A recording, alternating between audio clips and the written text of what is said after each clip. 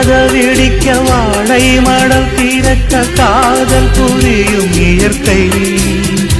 இந்த வேளை மனதில் ஒரு விரகம் பிறந்து வர தோளை தழுவும் வளைக்கை. இதில் நாணம் கூடாது பொதுவா, இந்த வேகம் ஆகாது தலைவா.